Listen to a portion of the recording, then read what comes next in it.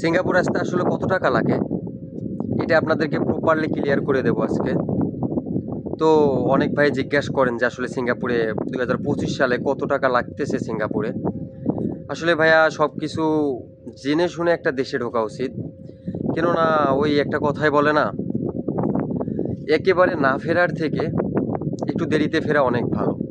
তো যে কোনো দেশে যান না কেন ওই দেশ সম্পর্কে আগে একটু ভালো করে জেনে নেবেন, আসলে ওখানে গেলে কী রকম সুযোগ সুবিধা থাকবে আর কী রকম না থাকবে এটা জেনে নেওয়া প্রত্যেক জনারই গুরুত্বপূর্ণ একটা বিষয়।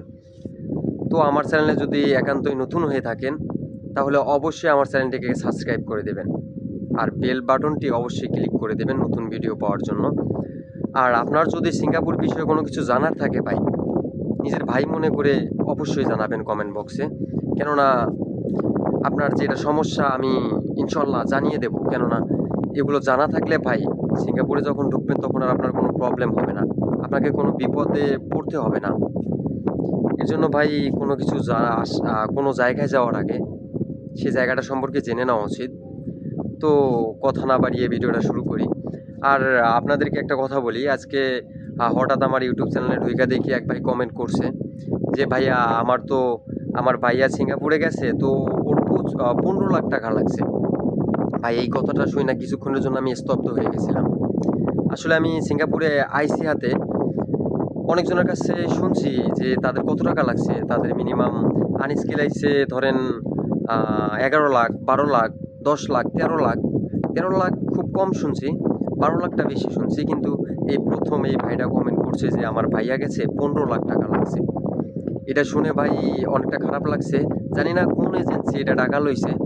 তো আসলে মিনিমাম আপনি যদি আনস্কিল আসতে চান তো আপনার একটা বাজেট হচ্ছে কি 9 থেকে 12 চলে। কারণ এখানে আইলে আপনি যদি ধৈর্য ধরে থাকেন ওটা কোনো ব্যাপার না, আমি আগের ভিডিওতেও বলছি যে কোনো দেশে যান না কেন ধৈর্য ধরে থাকতে হবে।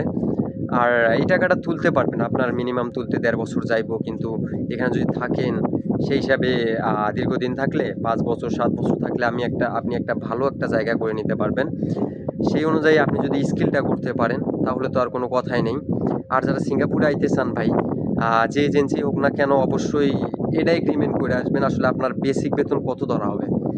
সিঙ্গাপুরে ভাই আনস্কিলদের বেসিক বেতন এখন চলতেছে $18 মিনিমাম।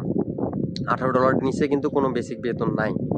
সেই হিসেবে আপনার আগে এগ্রিমেন্ট করে আসবেন। আমি অনেক ভাইদের কাছে শুনছি তাদের নাকি $14 দেওয়া হচ্ছে বেসিক বেতন। এটা শুনে ভাই অনেকটা খারাপ লাগার বিষয় হলেও আসলে মানুষ যে কী করতেছে এজেন্সিগুলো আমি ঠিক বুঝি না ভাই। হ্যাঁ টাকা নিন ভাই, এই যে 15 লাখ টাকা নিছে ওই ভাইটার কাছে, এটা কিন্তু একদম ধরা ছোঁয়ার বাহিরে, এটা কিন্তু ঠিক হয় নাই। তবে মিনিমাম 12 লাখ টাকা চলতেছে, 12 লাখ টাকা নিচ্ছে এজেন্সিরা, কে কত নিচ্ছে এটা তো আমি আর জানি না ভাই। তবে আপনারা যদি স্কিল করে আসেন ভাই এত টাকা লাগবে না আপনাদের যদি নিজের লোক থাকে তাহলে তো কোনো কথাই নাই। এই জন্য বলি কি ভাই স্কিল করে আসেন। আনস্কিল আইলে ভাই আনস্কিল আইতে পারেন, আইয়া আবার স্কিল করতে হইব, ঝামেলা পোহাইতে হয়। আর স্কিল করে আইলে তখন আর কোনো সমস্যা হইব না। তবে ভাই এই যে 15 লাখ টাকার কথা শুই না তো আমার পায়ের রক্ত মাথায় উঠে গেছে। এটা প্রথমবার শুনলাম সিঙ্গাপুরে আসার পর থেকেই, কমেন্ট বক্সে প্রথমবার শুনলাম। অন্যদেরকে জিজ্ঞাসা করছি, ওরা বলছে যে 12 লাখ টাকা 11 লাখ টাকা এরকম এর মধ্যে থাকে। তো ভাই 12-11 লাখ টাকার উপরে যাইবেন না, এটা একদম বোকামো। যে এজেন্সি হোক না কেন বলবেন আমি যাব না, অন্য কোনো এজেন্সি দেখবেন, কিন্তু এত টাকা দিয়ে আইবেন না ভাই। এটা স্বপ্নের দেশ, এটা ঠিক আছে ভাই, এটা প্রকৃতিটা অনেকটা সুন্দর, যেটা আপনার শরীরের সঙ্গে খাপ খেয়ে যাবে, ওটা নিয়ে কোনো প্যারা নাই। আর আপনি থাকতে পারলে তো বহুত কিছু। ভাই আমি কখনো ভয় দেখাই না যে সিঙ্গাপুরে আইয়েন না, এটা বলবো না ভাই। সিঙ্গাপুর ভালো দেশ, আইয়েন ভাই, এটা কোনো সমস্যা নাই।